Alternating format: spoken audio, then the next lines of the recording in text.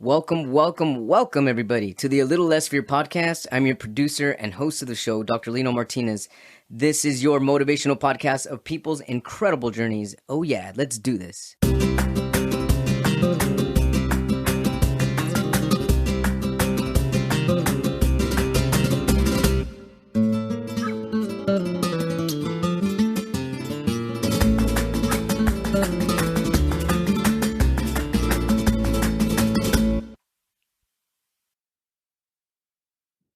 Welcome back, everybody, to the A Little Less Fear podcast. Today, I would love to welcome Rob Schwartz. Is the son and editor of his father's new book on aging titled The Wisdom of Morrie. He has many years of experience as a journalist, music film producer, and entrepreneur. His father, Morrie Schwartz, passed from ALS at 78. The beloved subject of the classic multi-million-copy #1 bestseller, Tuesdays with Morrie, explores the life questions by Morrie in a profound, poetic, and poignant masterpiece of living and aging joyfully and creatively.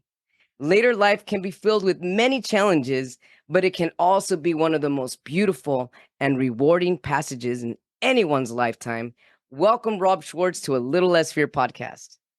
Thank you so much. Very, very happy to be here. Yeah, and it's nice that you're here in LA, not too far away from me. Sometimes I get guests from all over the world, Thailand, or even just across the United States, Pennsylvania. So it's really interesting to know that our energies are connecting really close by to each other. Welcome to LA. Thank you so much. And yeah, I have a lot of international experience, so we can talk about that as well, including Thailand. Yeah. Oh, wow. That's incredible. Hey, Rob, this is really fascinating that you've come across your father's writing and that you are now encouraged and motivated to talk about your father and his life and everything that he went through with aging up until his passing. But before we talk about his book, what brought you to your motivation into bringing his book into light? Right. Wow, it's a broad question. I feel like there's so many different ways I could answer it. I mean, obviously, I grew up with my dad. I was extremely influenced by him. We were very, very close. And I always thought that, he was a wise man and he had a lot to say and a lot of very insightful things about life. And then all of a sudden, right at the end of his life, a lot of people will know the story from Tuesdays with Morrie. He started to get all this media attention. And then after he passed away, Tuesdays with Morrie was not published till after he passed away. He became an international celebrity. I mean, Tuesdays with Morrie is in 40 different languages. It's sold over 20 million copies. It's considered the best-selling memoir of all time, which still blows my mind just to say that. There's many other aspects to it. There's a play, there's a movie. The play is performed all over the world. And I've done Q&A after the play all across this country and all across the world. So I was very used to talking about my father and, his insights and his wisdom. And obviously, I feel like he has a lot to offer people. And that was very evident also in his lifetime. I mean, it's not like it all happened at the very end of his life. He used to counsel students. He was a professor at Brandeis University outside of Boston. And he used to counsel students. He opened a low/no cost mental health collective in Cambridge, Massachusetts, where they treated people for no money or very, very little money all the way back in the 70s, because he figured that it wasn't really right that only people who had a lot of money could get mental health care, which is how it used to be. Now, insurance will cover, therapy and stuff like that. Didn't used to be that way, right? Used to be insurance only covered strictly, bodily medical things. And if you didn't have $100 or $200 an hour to pay a therapist, you couldn't get therapy. So he started a low, no cost mental health collective. And, he was helping people his whole life. So it's not like this is something new. But Tuesdays with Morrie allowed him to be seen by a whole worldwide audience. And this manuscript, which we've published now, called The Wisdom of Morrie, Living and Aging Vibrantly and Joyfully, is really an extension of Tuesdays with Morrie. His ideas are much more analyzed because, my father was a university professor. The book is easily readable by everybody, but it goes a lot deeper into the ideas that he presents in Tuesdays with Morrie, and analyzes them, looks at them from a lot of different angles, and uses a lot of different types of writing. My father didn't want this book just to be his voice going on and on, so he uses stories and newspaper clippings and quotes from books and quotes from other writers and poetry. He loved poetry, so I'm very happy to hear that you were inspired to write a poem. And there's a lot of poetry in the book, right? So yeah, it was just natural when I rediscovered this manuscript to think that people would benefit from this. And really, I mean, obviously I'm biased, but this was written 30 years ago. And when you read it, it really could have been written yesterday. It's so prescient, so talking about issues that people have in their lives today and the way society is today, which we can, dissect. It's about ageism and the term that he coined, age casting, and how pernicious and sort of poisonous it is to think in that mindset. I would love to talk about age casting, but before we talk about age casting, let's go back to how you discovered his manuscript. How did that come to be? Were you just digging around and just coincidentally found it? Were you specifically looking for something about your father? Right. So actually, to tell that story, we have to go back even further, because I did discover this manuscript, and I'll tell that story, but I actually knew about it and knew the content pretty well, because way back when I was a pretty young man, I had just finished a long trip around Asia, which we can talk about, and I have a lot of experience in Asia, and I was living at home for the last time under the same roof as my parents. This is the summer of 1989. I was preparing to move to Japan, and I lived at home for the last time. And this is exactly the time that my father started to write this book, in the summer of 1989. So, we were very close. We often, talked about intellectual ideas and what we were doing in our lives. So I talked to him a lot about this book and what he wanted to communicate, and why he thought it was important to write it. And, in some ways, he really thought this was like his life's work, his big last thing that he was going to write. He was in his 70s when he started writing this book. And then I moved to Japan, and of course, I still maintain great touch with them. But a few years after that, as a lot of people will know, he got ill, he developed ALS.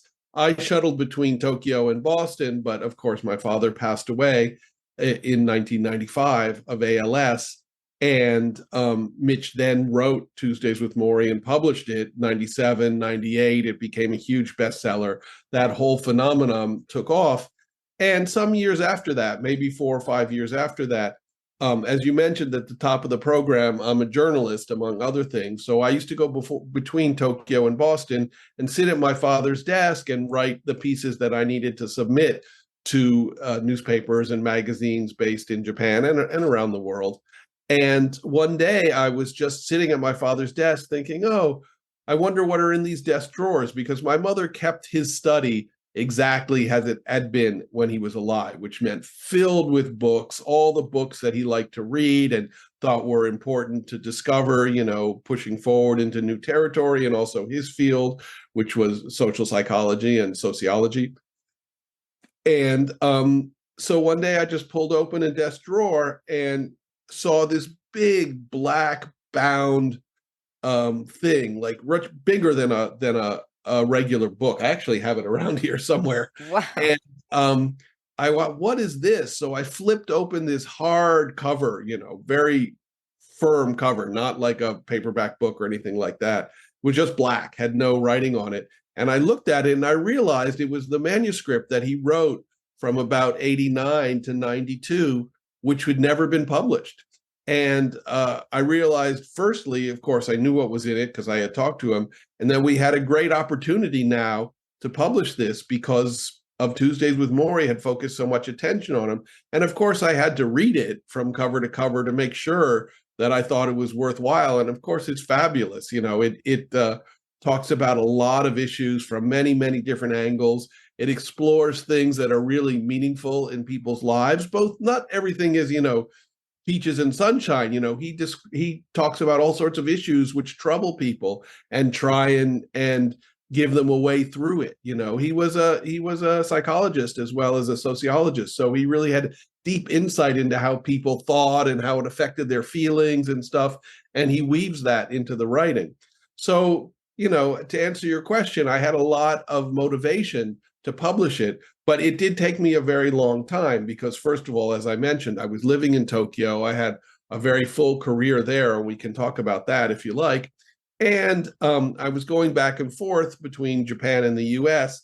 And my mother was a big part of this equation as well. My mother had actually edited most of, if not all of, well, let's say most of my father's important academic work. And I actually include an essay in this book about my mother and her relationship to my father and his academic work. And since she had edited so much of his stuff, she sort of put me on the right track, and we discussed editing. She did a couple of sample pages to show me how she would do it. So it was a very slow process to edit the book and to get it into the shape that, we wanted it to be in. My mother was very involved in that. And it took a long time. And it was also, this book is, some people have mistaken that somehow I put this book together from my father's notes or something like that. Yeah. That's completely incorrect, right? This manuscript was written by my father from the first word till the last word. I edit an essay at the beginning, an essay at the end, but everything in between, which is, 99% of the writing, is completely his. Now, I edited it. I would shorten sentences. I would take some things out. He wrote it over a long period of time, so there was repetition. I had to, cut things out. I think there was a whole chapter where we were like, my mother was like, nah, I'm not so sure about this chapter. And I was like, I think you're right. So, we had a lot of editing to do, but it's completely his words. And if you know my father's voice at all, you can hear it in Tuesdays with Morrie. It rings so pure and so true in this book. It's his voice. It's not my writing. But Rob, the editing took a long time to answer your question. Yeah. Would you happen to know, Rob, why your father didn't publish it? Oh, I mean, I know the story in great detail. Sure, it's not like he didn't try. It's sort of, stunning or people have a hard time believing it. But in my father's lifetime, he wasn't famous, and he hadn't published any books. Well, I should correct myself. He was co-author of one book that was sort of a general book for the public, but all of his other work was academic before that. So it wasn't like he was a writer of any renown for the general public. And he didn't really know how the general publishing game worked. So he tried, but he didn't, have much luck. If he had had more time, maybe he could have worked his way through that system and got it published. It probably wouldn't have been as big a release as it is now because he wasn't famous. But the fact is, after he finished writing it, he got ill. He started to feel the effects of ALS. He wouldn't be diagnosed for maybe another year or year and a half, but he started to feel the effects, and we all noticed it. And we didn't know what was wrong with him for a long time. He went through many, many tests before they came back with the ALS diagnosis. And of course, unless you're very familiar with medical conditions, we had no idea. I mean, okay, Lou Gehrig is famous and Lou Gehrig's disease, but we, it never crossed our radar that there was such a disease that could affect somebody, especially at his age, which is very unusual. I think you probably know, to develop ALS in your mid-70s is way, way past the bell curve of when it really people is. develop ALS. Yeah, most of them are actually can even be as young as in their 20s, developing 20s, ALS. 30s, 40s, even 50s. Yeah. But it gets rarer at 60, and then 70 is extremely unusual. It really is. Unless he had some symptoms that were mild from the beginning, but just not noticeable. I don't think so. I mean, it's written in Tuesdays with Morrie, and I've talked about it quite a lot. My father was this incredibly energetic, vibrant guy. He loved to dance. He would go to all these dance things. There's this group in Boston called Dance Free, where people would just go and dance to all different kinds of music. And he did that his whole life. There was no evidence that he had any kind of movement problem or any kind of nerve issue. No, none whatsoever. That's really interesting. That's really interesting. But what is what motivating force? What's motivating you to get the book out now? Right. Well, as I mentioned, I think there's a lot of wisdom in the book. I think there's a lot of things in the book that can really help people.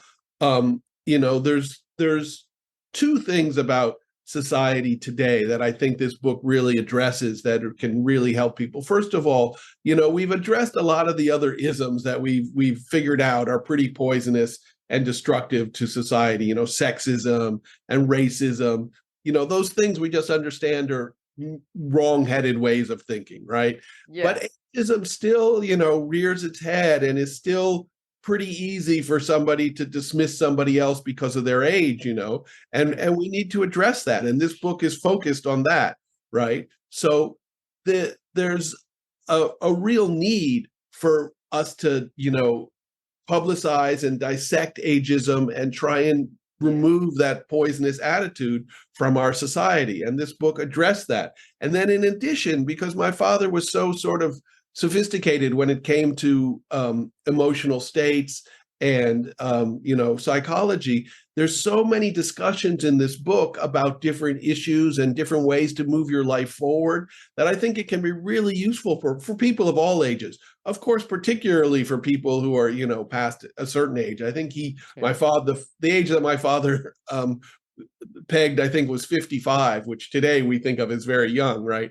Back he wrote it might have been considered a little older. But I really think that this book can be useful for anybody. And there's all sorts of discussions about things, which drag us down. I mean, one chapter or one section, sorry, not a chapter, but a section which pops to mind is my father discussed regret, right? And we all have regrets in our life. If you have no regrets in your life, I would question your conscience or your ability to remember everything in your life because, none of us are perfect. My father used to say this all the time, we're simple human beings. We all make mistakes. We all have things that we wish we had done better. And he analyzes this and talks about it in really great detail. It's not that you should forget about your regrets or say it doesn't matter because, they tend to nag at us, those emotional things. And he discusses what you should do with it and how you should try and move forward and what you can take away from that. And, we can dive into it in great detail. I would encourage people to read my father's words in the book because he really, I think, offers some valuable advice on how to move past it. But the point I'm making is that there's advice over a whole wide range of topics that I really think is valuable for people today. And as I said at the top, I mean, it's incredible how prescient this book is, having been written 30 years ago. And it really feels very fresh. It doesn't feel at all like, oh, this is from a different era. I mean, I would challenge people to even find one part that feels like it wasn't written yesterday. Let's get into the age casting that he coined, ageism. Right. What about age casting? What did he want people to know about it? Sure. So ageism, we're all familiar with the term, but my father thought about it and he thought, that what happens to elderly people or senior people or even people over any sort of age is that society pushes them into one role. So in the same way that actors get typecast, right? If they can only play the bad guy or they only play the heavy or something like that, people over a certain age get cast into a certain role. Either you just have to sit in a corner or your contributions aren't valued or, something like that. Even at work, in a workplace environment, somebody who's maybe older than the others will get pushed into this corner. It's like, oh, you can only talk about that, So he coined this term age casting that is specifically pinpointing how people over a certain age are pushed into a certain role and forced to only stay in that role.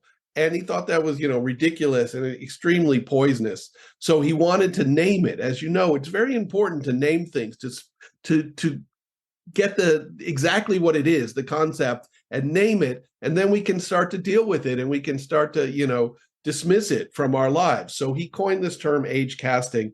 And I think it's a great term. I think he has pinpointed something that's very, very accurate in our society and, in people's minds. So that's what age casting is. Yeah, I love that term. So what are some ways that we can overcome some of this age casting or get past it? Well, I mean, it's a long discussion in the book that's like asking, like, how can we get past sexism or how can we get past racism? Sure. In one way, it's very simple. Just understand that concept is poisonous and ridiculous. Yeah, and just even become aware of this and that it's happening, and you are then able to make a difference and start making change. Well, that's the first step, right? Is to become aware. But as we all know, it doesn't go away so easily. And sometimes when you think you've dealt with it, it rears its head in other ways, or you have realizations later on where you think, oh, my internal preconceived notions of how things are actually influence my actions or my ideas at that time without me realizing it. And I think that's true of all of these sort of poisonous ideas. So sure, we need to put it out in the open. We need to realize that people of any age can achieve anything, and age is not a barrier to realizing any potential in your life. And certainly people have challenges. Sometimes people have cognitive challenges, but there's people all across our society who have challenges, who overcome them. So to say, sorry, somebody's over a certain age, therefore they're not going to be able to think properly or something like that is completely absurd. And we need to, understand this and put it out in the open and concentrate on it. And in the same way, if you see, somebody and you think that they're not going to be able to do something because of their external appearance, ageism is the same thing. You need to discard that and keep an open mind to what people can achieve, You just reminded me of something, Rob. With what you just said, people of any age can achieve anything. Back when I graduated with my bachelor's degree in communication back in 2002, I graduated with a woman that was 85 years old. She sat next to me in our graduating class. And I remember she was darling. And I remember looking at her and saying, wow, you're getting your bachelor's degree at 85? And she said, yes. And I said, why now? And she said, why not? Right. And I will never forget that. And she was just one of us. She threw her cap in the air when we graduated. And it was really one of the most beautiful things that I experienced that graduating day. And it was really incredible. And a testimony to what you just said, people of any age can achieve anything. And it's funny, I don't know how much of a chance you've had to read The Wisdom of Morrie, but my father has stories in the book exactly like that one. In fact, one of the stories I love to tell, which people really get a kick out of, is a guy getting his bachelor's degree at age 95 and plans to become a doctor. Oh, I love it. Yeah. I mean, the idea that you can achieve anything at any age is really true. Now, none of us know the future, what is going to happen. If that guy, studied hard, maybe he became a doctor, maybe he even treated patients. Who knows? That's not the point. The point is to not impose our ideas about him because of his age or his appearance or anything else. Right. And oftentimes I catch people in their late 80s or 90s that are dancing and having a good time and partying and still living as if they're 20, because deep down their spirit, their soul, their energy is still that age. And it's really incredible to see them thriving in that energy. Said there. I mean, we don't have to take this too far, but I mean, do they need to live like their 20s? Maybe they're living like their 80s and right. energy and that much joy of life, right? I mean, I love it. I love it. Our youth, right? So there is no denying that you have more energy when you're younger. That's just a biological fact. But spiritually, I might submit that you have more insight and more joy when you're 80 than when you're 20. I couldn't agree more. I mean, I'll know when I get there, but that feels true to me. Yeah. I mean, I wouldn't say that I know that. I would just say it's possible, I'm sure it's possible. I'm sure of it. Yeah. So your father talked about some of the top 5 secrets to living a long and happy life. In your new book, you discover this and you reveal this. What are these top 5 secrets? Sure. I mean, I shy a little bit away from the word secrets. I would say maybe techniques or maybe ideas that my father put forth. I mean, some of them are a little unusual. Some of them are quite well known. I mean, they won't strike people as odd or anything like that. These are just things or ideas or techniques that my father focuses on, that he says maybe you can think about and maybe this will help you. And they're really broad ranging. The first two are really almost diametrically opposed. So I'd like to start with these two. The first one is a little bit more aimed towards people who are aging, people over a certain age. My father sort of noticed for a lot of people, not everybody, but for a lot of people, it seemed like laughter and humor sort of dissipated from their lives. They thought of everything as very serious and very dour. And he thought that this was crazy and really, destructive. So he encourages people to laugh and find humor wherever they can. I mean, laughter itself is so important. So he really encourages people to pursue what makes you laugh and then enjoy it, So laughter is kind of the first technique or the first idea that he puts out there. And it's an interesting one because not that many people talk about that sort of thing. And it seems intuitive to us. But when you think about it, it's like, yeah, maybe some people, really stop laughing at some point in their life. And it's sad, right? And then the second one is kind of diametrically opposed to that, which you will really appreciate knowing your background, which my father thought meditation was really, really important. And that, it helps you calm down, it helps you focus, it helps you, forget your worries and those sort of things. And we could talk a long time about my father's history with meditation and the development of his life, or even in your life. But, I think we both agree that it's a wonderful technique. And it also plays into some of the other techniques or ideas that will follow in the list of 5. But it was something that my father started early in life and really increased, especially after he got ill. He really meditated a lot. And as you know, I mean, you learn a lot by meditation and quiet all the thoughts in your head and bringing it down to, sort of a base level. Yeah. We can discuss meditation since I know that that's a big part of your life. So then the 3 other ones sort of all work together, especially with meditation and focusing your energy. My father thought the third one is focusing your energy. He thought after a certain age, it's really important to focus your energy, decide what you want to pursue, and pursue it. He thought people after a certain number of years have a perfect opportunity to decide, like, what am I really interested in? Instead of all this noise going on around me and et cetera, what am I really interested in? And then pursue that.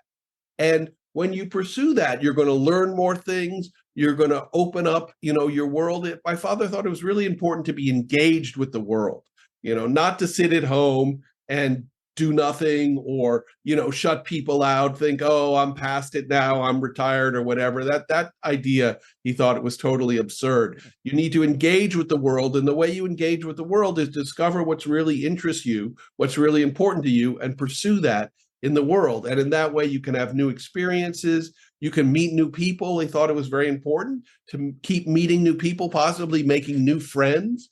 People have this image in their mind that elderly people can't make new friends or don't make new friends. And he thought that was ridiculous. My father loved to talk to people. He loved to engage with people. Maybe he would only talk to them once, or maybe they would become a close friend. It didn't really matter. The point was engaging with somebody else. And this leads straight into the next one, which is he thought it was really important to focus on the relationships in your life, whether that's your friends, your family, your whatever other relationships you have. And that can include making new friends, new relationships, right? But it's really important to focus on them, pay attention to other people, relate to them, and make them an important part of your life. I mean, they probably are already, but really focus on that. And he had this saying in the Tuesdays with Morrie time when he was, ill with ALS because he was facing death. He used to say, on your deathbed, the size of your bank account is not going to make the least amount of difference. But the time that you spent with your loved ones, your family, your dear friends, that's what you're going to remember. That's what's going to be important to you. And, that's a lesson from somebody who was facing death. So the fourth one is, concentrate on your relationships, strengthen your relationships, be as sensitive and as caring to the people around you as you can. And hopefully, they will return that to you. As you know, what you put out in the world is exactly what comes you'll back. Get back. Oh yeah, definitely. That's a Buddhist concept as well. So, and then the last one, which very much plays into your life experience, is develop a spiritual connection. And this one, is a little bit, to say it publicly, you talk about it a lot, which is fantastically, but to say it publicly is a little bit more fraught because it means so many different things to so many different people. Yeah. Right. But that's okay. Whatever it means to you is what it means. My father's not trying to tell you this should be your spiritual relationship or that should be your spiritual relationship. Absolutely not. If your you find your spiritual relationship in organized religion, that's great. If you find it in something that's very personal, that's fantastic. If it's more, abstract than other people's connection, spiritual connection, that's fine too. He wasn't trying to define it in any way. He was just saying, find a spiritual connection in the world and develop that and make it meaningful for yourself, which I know that you've done. And, I applaud you for that. And those are the 5 things. I mean, it's actually 6 if we could divide one, but that's okay. Sure. Well, that's incredible. And that definitely makes sense. And I can feel the formula that if you include laughter, meditation, spiritual connections, focus on your energy and strengthening human relationships, that Right. all of this will definitely bring about some happiness and even completion and fulfillment and joy and eagerness and enthusiasm and Right. everything that we use to dance in harmony with one another. That's really beautiful. Right. Thank you so much. Yeah. I mean, this is just my personal sort of view on it, but I think when we're younger, we just sort of do those things intuitively, right? Yeah. All of the stuff, not necessarily spiritual connection, especially in American society, but engage with the world and focus our energy or try and pursue what interests us. Or, we have a lot of friends, and maybe you're not so focused on family when you're, let's say, in your 20s, but we have a lot of friends and they're really important to you. The biggest sitcom of all time is called Friends, right? But when you get later in life, you have fewer friends and you may become more withdrawn, you become more reflexive about things and hesitant. And I think that's what my father's trying to combat. You can maintain that same energy and enthusiasm towards the world and all of these ideas that we put forward at any age. Absolutely, at any age, and you really see this naturally coming from little kids like under 7 years old. They're connecting with the spirit world. They're connecting with animals. I mean, they're laughing and they're connecting with people, just really natural. It's like we almost have to go back to that childlike state. Yeah, absolutely. I'm so glad you said that. There's 2 words in English language, and my father loved this and loved to point this out. We have 2 different words in the English language. We have childish, which has a bad meaning, immature and, petulant. And we have childlike, which is the word that you use, which is a very positive word, which is keeping the sense of innocence, the sense of excitement about the world, sense of connection with the world. And that my father thought it was so important to recognize that it was important to keep this childlike atmosphere in your life. It really is. And it gets really challenging, especially as we age, because we feel that we have a different role to play. Exactly. And again, that probably has something to do with age casting. Yeah, I mean, I think that there's a tension there, and I'll go into this a little bit. My father loved this idea. He called it the tension of opposites. And there's 2 things which are opposite, but you have to investigate what is the tension between them if you really want to get to the heart of the matter and the meat of it. You have to investigate what's the tension between them. So yes, there's age casting, which pushes people into, a role that they may not want to play. But then, there's also sort of natural development in life that brings you to a different point. So there's a tension between those things. And this is the kind of thing my father would analyze in the book to try and find a way through it to lead, as we've talked about, an engaged, joyous life. Speaking of engaging in joyous life, how does he describe the importance of living and aging creatively and joyfully? Right. Well, I think that's what we've been talking about the whole time. I mean, that's the subtitle. That's all part of the creativity? Yeah, exactly. That's the subtitle of the book, and that's all of the techniques that I just gave you. There's basically 2 aspects to it, both of which we've already discussed. The book, it's not exactly broken into 2 parts, and the first part would be shorter than the second part anyways. But the first part is sort of exposing and attacking ageism and sort of dismissing that and showing how it's really poisonous and you don't need to buy into that stereotype. And then the second part is really examining how to live more joyously and vibrantly. And we've just talked about that. I mean, the 5 techniques which I outlined, which my father discusses in great detail, right? It's not like he just outlines them point. It's like these are topics which he discusses in great detail, very rich prose, and also using examples and stories and poetry, as I said. That's how you live vibrantly, is to employ these 5 techniques or ideas, concepts that we discussed. And within that, there is a creative flow and a creative process. Absolutely. Absolutely. I mean, I think Yeah. that's taken for granted for sure. I mean, my father True. discusses that as well. But I think as we've mentioned, he talks about things that are, not necessarily positive, things that drag people down. He Sure. wants to investigate things that drag people down and how to combat them. So it's not, everything is all easy and like, okay, now I can live a super vibrant life. It's like, no, people have a lot of challenges in their life. Physical challenges, mental challenges, psychological challenges. And this book discusses how to meet those challenges head on and work your way through them, which is not necessarily easy. I mean, he talks about Right. grief. We have a lot of grief in our life, and We do. it's not helpful, as I'm sure you're aware, just to say to somebody, "Oh, get over it." That is Right. not helpful at No, all. never. There is some analysis and some, thought and some working your way through that, and acceptance. I mean, acceptance is a part of it. If you lose somebody that is extremely important to you, they're not coming back. So you need to accept that, and you need to think about all of the, effects, that the different kinds of effects that has on you as a person. And a lot of that is analyzed by my father. I mean, I can't cover it all in an hour, but I try and encourage people to pick a copy of The Wisdom of Morrie. And I think it will help you if you have certain challenges in your life, emotional challenges. Sure. It sounds beautiful. Honestly, it really does. Thank you so much for sharing all this. And so your father also describes the difference between having an attitude of hope versus fear as we age. What is that difference? Right. Well, again, not sure that falls cleanly into the tension of opposites category, but let's put it. I mean, certainly we can talk about it in that way. I think probably in the book he would describe it as hope versus hopelessness, because those are Oh, yeah. opposites, right? Sure.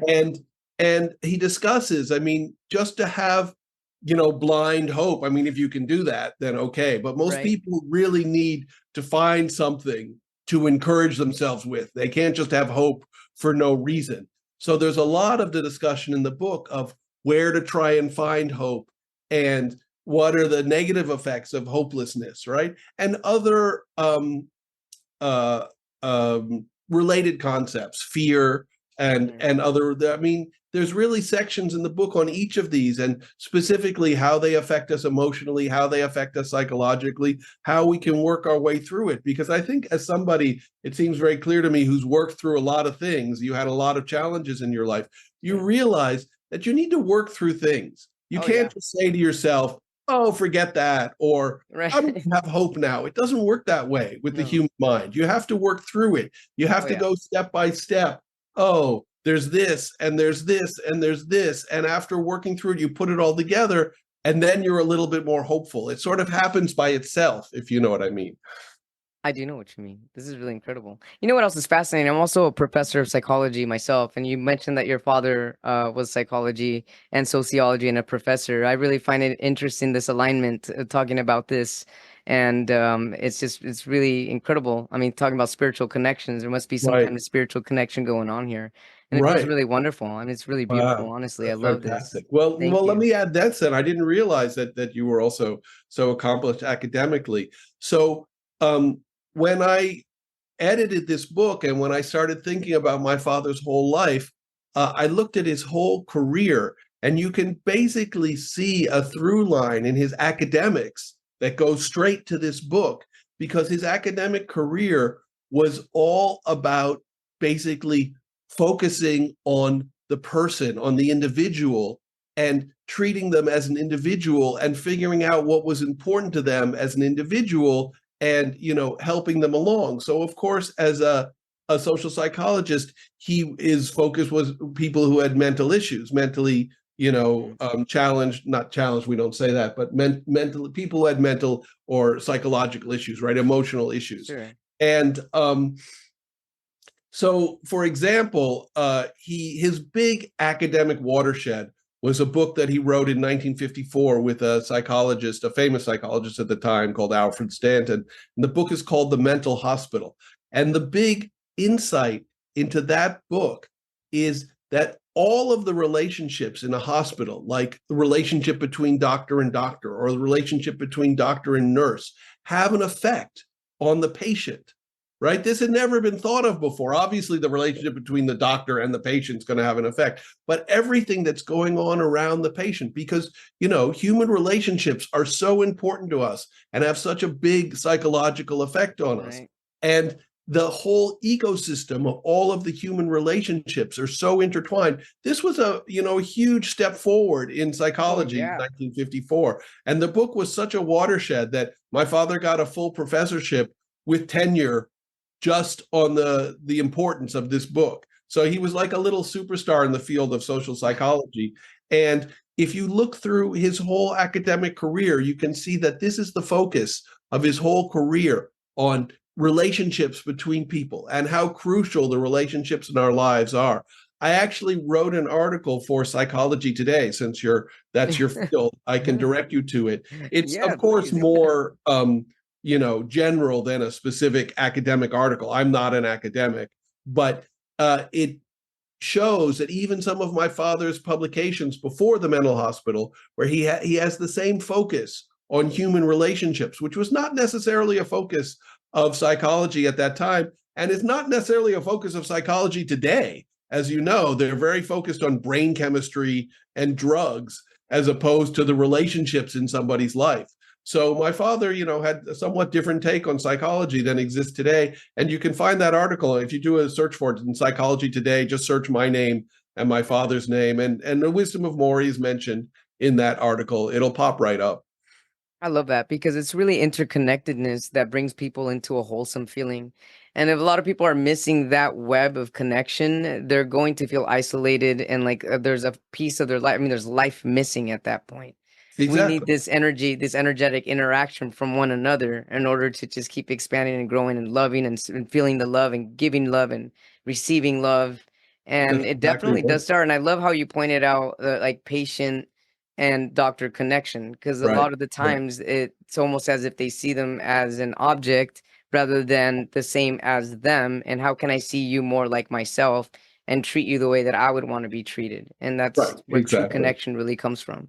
Exactly. Exactly. Yeah. That's Rob, I'm exactly. curious, how has your father's book helped you in your life?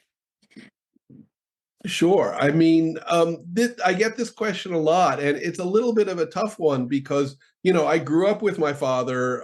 He was in my life, and I think, I was in my early 30s, maybe, when he passed away, something like that.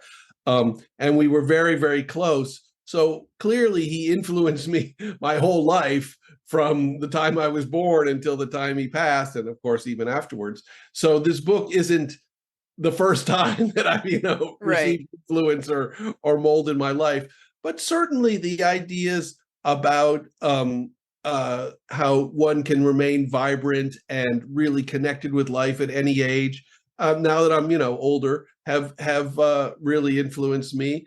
I think that I got that from him, and he was incredibly active and vibrant in his 70s. It wasn't, this book wasn't news in that sense. Of course, he got ill and then everything changed. Sure. And then I think today, we have plenty of people who are active and vibrant into their 70s and into their 80s. So it's not a revolutionary idea, but it certainly is great to read about it the way my father, the advice that he gives and what he describes in the book. I've always been into meditation. It's sort of brought it into more focus because this book is concentrating on that so much. So there's a lot of things in the book that have affected me, personally, and that I've really taken to heart. Obviously, I love the book, and I think that you can really open it up to any page and find a nugget of wisdom there.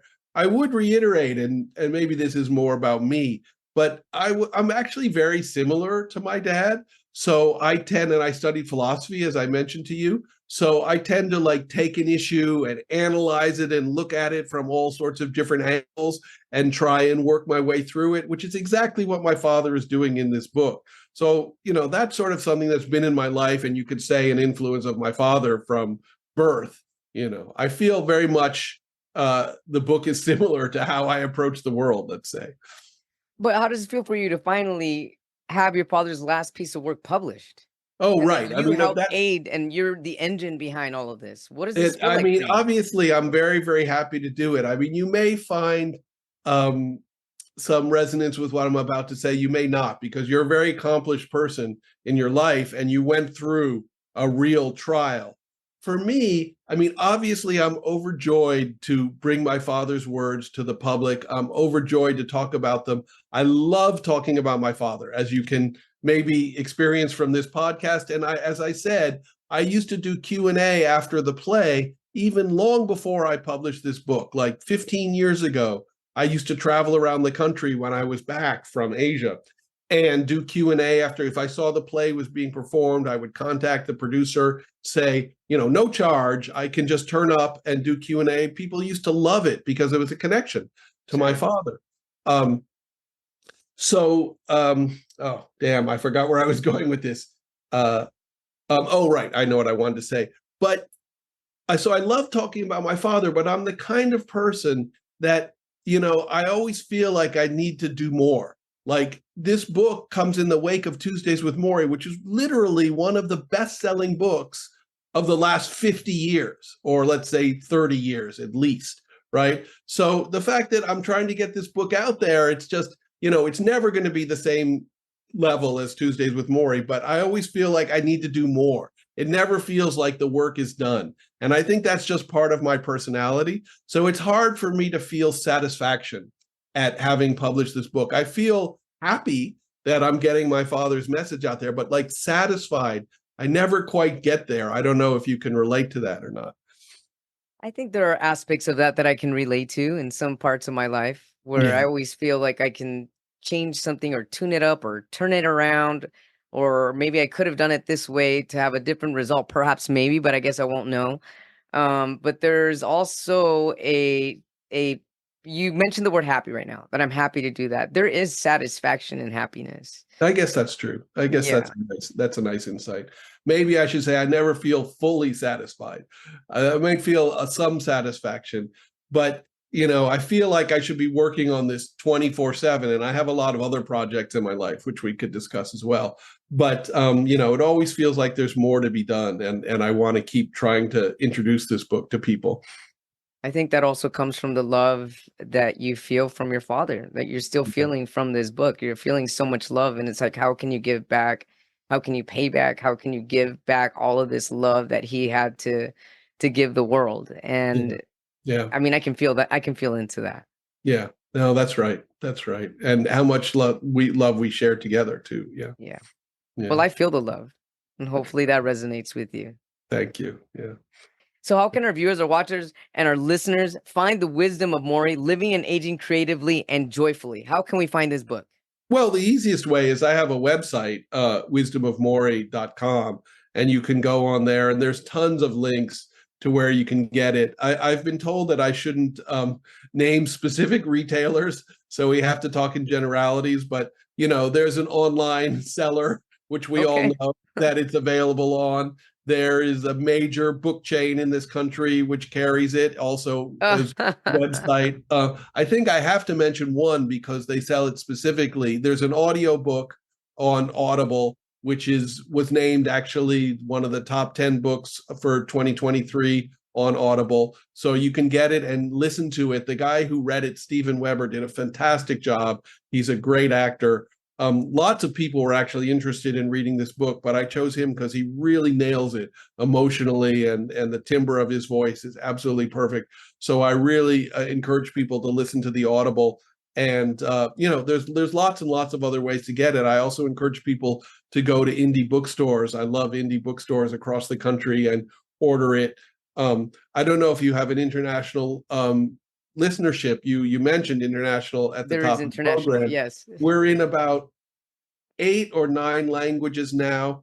It's available all across the English-speaking world. Wow, it's incredible. Edition by Hachette, which is a huge publisher. They did the whole UK and UK Commonwealth and pretty much the rest of the English-speaking world. In North America, the publisher is Blackstone, and I'm very grateful to them. They did a great job. But we have it available in Spanish, in 2 different Chinese versions, 2 different Mandarin versions, one traditional and one simplified. It's in Arabic. It's all across the world. So I'm really happy to promote it. There's big interest in Korea, which is wonderful. It's a little bit ironic to me. There's huge interest from Korea. Tuesdays with Morrie was a bestseller in all of these countries. So that's why they want to do this book. Tuesdays with Morrie was also a bestseller in Japan, a country where I lived for about 30 years. But I haven't been able to arrange a deal for this book in Japan, which is, very ironic and obviously sad for me. Rob, I really hope that you can find a more full spectrum feeling of satisfaction, that you are the driving force of this book being translated in so many different languages internationally. That's Right. incredible. Yeah. Give yourself Well, I'm very happy. I'm very for happy reals. about Give that. yourself a hug Yeah. at the end of the day, because high five to you, and I'm high fiving you from LA to LA. Yeah, well, maybe we can meet. We're both in the LA area, and you know me, I'm I'd all love about to have these people. conversations, and we can Yeah, bring your father's book out and discuss some of these chapters in depth. I would love absolutely. to do I'd that. love that. I'd love that. Yeah. Yeah. So just to get back to your question at the beginning of this discussion, so it's wisdomofmorrie.com with no the is the website that I created. There's lots of video on there of me. There's video of my father as well, which of course you can find on YouTube. He appeared on Nightline with Ted Koppel back in the 90s, was vastly popular program. That's why they had him on 3 times, which was unusual for them. So there's video of him. There's video of me, wisdomofmorrie.com. There's places to order the book. There's reviews of the book. Everything to do with the book is on that website. Awesome. Thank you so much. You're I'm going really to end welcome. this by reading a poem that's in alignment again with your father, Morrie. So, you know what? I dedicate this to your father and all of the viewers, watchers, and listeners, and for the inspiration and motivation behind it. So, I titled it Life as We Know It. Life as we know it is life as we make it. You can sprinkle stars into your day, shake up cinnamon in your coffee, or dance under a shining moon. Life as we know it is as fulfilling as you feel it. Fill it with grace and laughter. Hold hands with your friends and tell stories. Smile at each other. Life as we know it is as ageless as we make it. Color it as it comes. Shade it with your favorites and create music with your eyes. Love yourself along the way. Play, pray, and play some more. All of life is yours to adore. And there it is. Beautiful. And thank you so much Thank you. That for was your beautiful. energy and for being on A Little Less Fear podcast, Rob Schwartz. And I wish you and all of your loved ones an incredible new year, 2024. To you as well. Thank you so much for having me. It's been a pleasure. Thank you. Thank you all so much for tuning in to the Dr. Lino Show, A Little Less Fear podcast. If you'd like to get a hold of me, you can do so by sending me an email at alittlelessfear@gmail.com or through an inquiry from my website at www.alittlelessfear.com, where you will always find information on where to get my book. You can get my book on Amazon and Amazon paperback version, Kindle or Kindle Unlimited. And I also create incredible visual video poetry for people that are interested in marketing, or even just to send a personal note to anybody or somebody that you might love. So yeah, check it out. I love it. Poetry is my passion, one of my other passions, aside from doing what I do right now, which is giving you all the motivation that you need to keep growing, to keep motivating people, motivating yourself, and to keep expanding. I love you all so much. Have a blessed day and take care. Rock on.